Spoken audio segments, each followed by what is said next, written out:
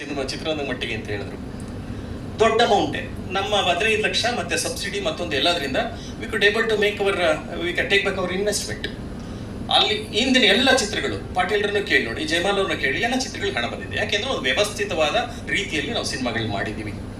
ಅಂದ್ರೆ ಈ ಸಿನಿಮಾ ಅಥವಾ ಈ ಕಥೆ ಅಥವಾ ಈ ಪ್ರಾಜೆಕ್ಟ್ಗೆ ಇಷ್ಟು ಹಣ ಹಾಕಿದ್ರೆ ಈ ಮೂಲಗಳಿಂದ ಬರುತ್ತೆ. ಇವತ್ತೇನಾಗಿದೆ, ಅವತ್ತು 20 ಚಿತ್ರಗಳಿಗೆ ಕನ್ನಡ ಚಿತ್ರರಂಗದಲ್ಲಿ ಸಬ್ಸಿಡಿ ಬರ್ತಾ ಇತ್ತು.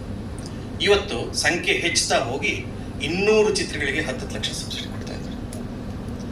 ನಾನು ಯಾವಾಗಲೂ ಸರ್ಕಾರದ ಜೊತೆ ಮಾತಾಡಿದಾಗ ಅಥವಾ ಸನ್ನಿವೇಶ ಹೇಳ್ತೀನಿ, 200 ಸಿನಿಮಾಗಳಿಗೆ 10 ಲಕ್ಷ ಕೊಡೋದ್ರ ಮೂಲಕ ಎಷ್ಟು ಹಣ ಕೊಡ್ತಾ ಇದ್ದೀರಿ? ಅವಾಗ ಎಲ್ಲರೂ ಈಗ ಆಗ ಇನ್ನೂ ಆ ಮಾತು ಬಂದಿರಲಿಲ್ಲ, ಸಬ್ಸಿಡಿಗೋಸ್ಕರ ಸಿನಿಮಾ ಮಾಡ್ತಾರೆ ಅನ್ನೋದು 20 ವರ್ಷದಿಂದ ಇರಲಿಲ್ಲ.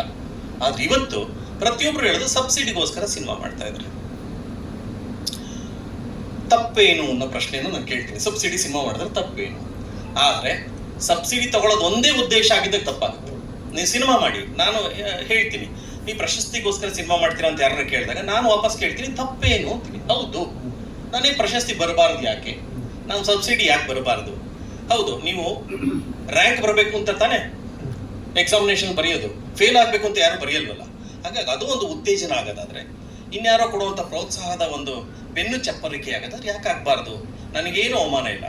ಯಾರಾದ್ರೂ ನಿರ್ದೇಶಕರುಗಳು ನಿರ್ಮಾಪಕರುಗಳು ನನಗೆ ಗೊತ್ತೇ ಇರಲಿಲ್ಲ, ಸರ್ಪ್ರೈಸ್ ಆಗೋಯ್ತು ಪ್ರಶಸ್ತಿ ಬಂದಿದ್ದು ಅಂದಾಗ ಅವನು ಸುಳ್ಳು ಹೇಳ್ತಾ ಇದ್ದಾನೆ.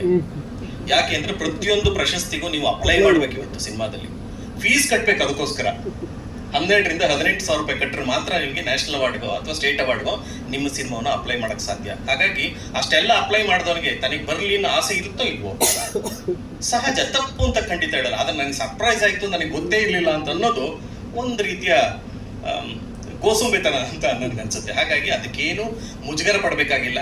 ಸಬ್ಸಿಡಿ ಸಿನಿಮಾ ಮಾಡಿದ್ರೆ ತಪ್ಪಲ್ಲ, ಆದ್ರೆ ಯಾವ ವಸ್ತುವನ್ನು ಆಯ್ಕೆ ಮಾಡ್ಕೋಬೇಕು. ನಾವು ಉದ್ಯಮ, ಈಗಾಗಲೇ ಹೇಳಿದ್ರು, ಒಂದು ಪರಿಷತ್ತು ಇದ್ದಂತ ಸಂದರ್ಭದಲ್ಲಿ ಉದ್ಯಮದ ಮೇಲೆ ಒಂದು ಹಿಡಿತ ಇತ್ತು ಅಂತನಲ್ಲ, ಉದ್ಯಮದ ಒಂದು ಮಾತನ್ನ ಒಂದು ಹಂತಕ್ಕೆ ಉದ್ಯಮ ಕೇಳ್ತಾ ಇತ್ತು. ಈಗ ಯಾಕೆ ಕೇಳೋ ಸ್ಥಿತಿಯಲ್ಲಿ, ಯಾರ ಮಾತನ್ನು ಕೇಳೋ ಸ್ಥಿತಿಯಲ್ಲಿ ಇಲ್ಲ. ಆಗ ಅಧಿಕೃತ ಸಂಸ್ಥೆಯಾಗಿ, ಪ್ರಾತಿನಿಧಿಕ ಸಂಸ್ಥೆಯಾಗಿ Karnataka film chamber of commerce ಇತ್ತು. ಇವತ್ತು ಸುಮಾರು ನನ್ನ ಲೆಕ್ಕದಲ್ಲಿ